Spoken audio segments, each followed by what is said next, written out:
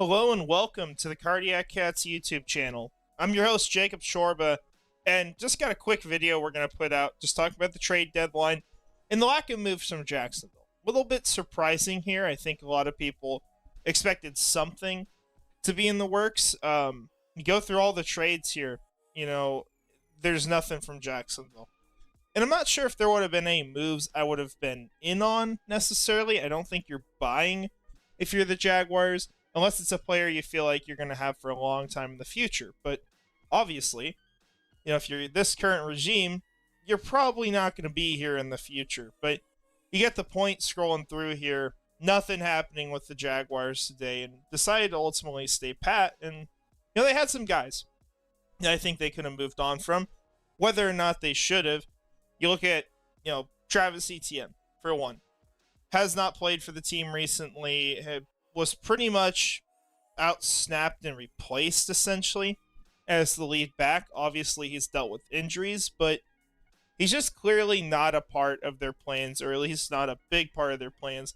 And they have Dearness Johnson, who I'm not saying he's better, right? I don't think he's better than what Travis Etienne provides you, but he can still do what Etienne does enough to where this really wasn't going to hurt the Jaguars now to make this move. But Jacksonville stayed put, didn't make a trade, and ultimately, Etienne is going to stick around on this team. And who knows? Maybe it's an opportunity for him to have a really good end to the year. Maybe he's a part of the next guy's plans. We'll have to see what happens, but it's going to be interesting to watch.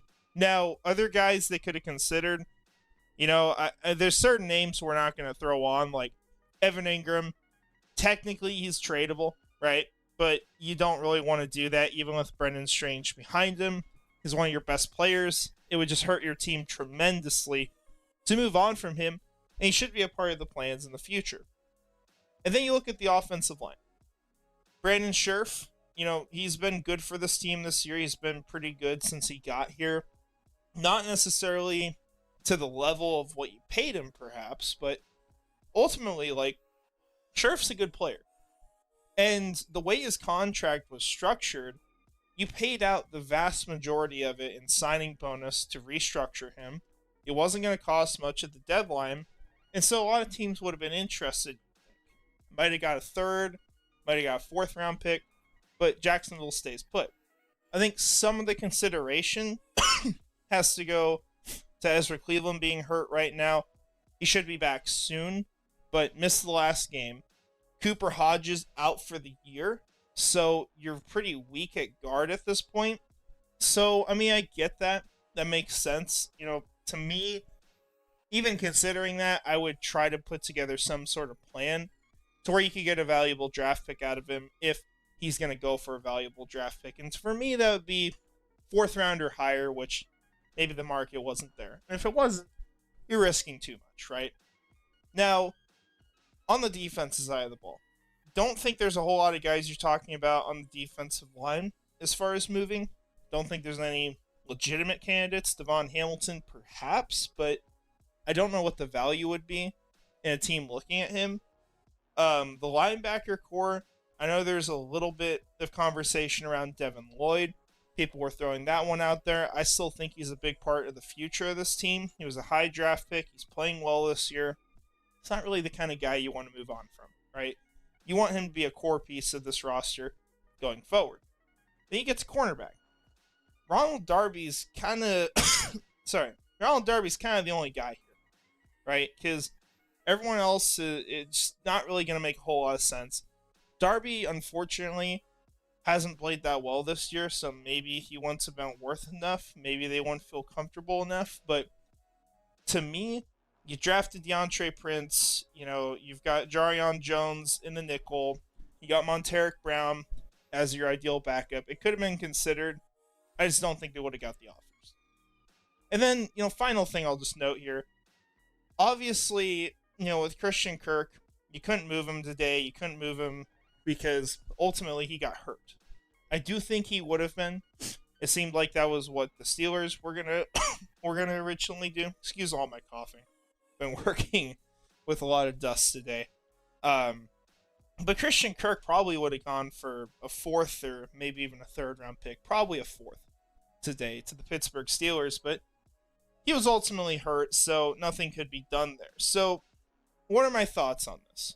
Right? They're not selling players.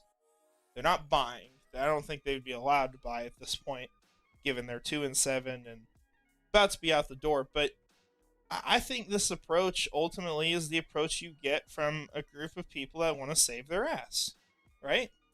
I mean, for Trent Baalke, if your job is on the line right now and you don't want to lose it, you're not trading off a bunch of players. Look at the 2 players they traded, okay? Is there a common theme here? Roy Robertson Harris was the first one. What did we hear about Roy Robertson Harris? Pissed off at Doug, pissed off at the team, was not buying into what they were doing, and apparently was a problem in the locker room. That's at least what we heard from inside the building, from rumors and such, and it makes sense why they would have moved on in that case. But that's what you're getting out of Roy Robertson Harris. Was not going to work, right? You look at Cam Robinson. They tried benching him. Handled it poorly, I think. And Cam Robinson refused to play for them. Didn't want to play here. The players that got moved by Jacksonville, starting, at the start of this season and beyond, because we aren't going to talk too much about, like, Travis Gibson. It's a long time ago. But these players were not going to fit into the team right now. It wasn't going to make sense going forward. There was no value to the team to really keep them, and that's why they were traded. So I don't think those trades mean anything, really, as far as, like, if Baalke was secure or not. I think there's just moves that you're making because, well, he's not giving me anything now. Why would I keep him? And he doesn't really fit what we're doing. So you look at that, and it's very different from, do you trade a Travis Etienne, who, he still wants to play for the Jaguars. There's no doubt about that. But, his value, it's a little debatable, but it's still there. You don't really have a reason to trade him because you're not getting anything out of that, right? You're just hurting your chances of success, the little chances you have left. And this is just kind of what we get, right? So it's concerning to me in the sense that I wish the leadership was looking more towards the future. But when you don't make the move to say, hey, we're moving on, let's have someone else run this thing for the rest of the year, and then we'll get our new group in charge. When you don't do that, this is the result you get, right? I don't think it's going to be something damning, perhaps, right? These players might be people that the next regime wants to keep around. But ultimately, might get less value in the future because they didn't want to make these moves because they didn't think that it was really going to be something that would help them out. And I think with Christian Kirk, you almost could have some doubt about whether that would have got done because does it help the team right now? They would have to feel like Parker Washington was good enough to where they weren't really losing anything. I don't know if they would have been to that point. If they were, maybe the trade would have been done already. But this is where we are, right? And the good thing, I'll give you something exciting to leave this on. This should be the last notable thing that Trent Baalke is involved in with this organization. What I mean is you can't do any more trades. You got no one to extend right now. It makes no sense to do that. You're going to get fired at the end of the year. What's he going to do, right? I mean, this might be the last thing that he could be involved in because once we get to the end of the year, once we get to the offseason when this team starts getting rebuilt, he's not going to be a part of it, right? So it's just a matter of time. I don't think you're going to see a firing necessarily like this next weekend. I wish just to know it would happen. But this is kind of the last thing that he's going to be involved in, assuming nothing insane happens. And I don't see a reason why it would. So, hey, that's what we got for you guys. Appreciate y'all joining me. Want to shout out our channel members, Premier Nasir 904, Mr. Dolphin, Scrubber Ducky 500, and Brian Foster. If you guys want to join, all the information's on the screen. You can message me on here as well.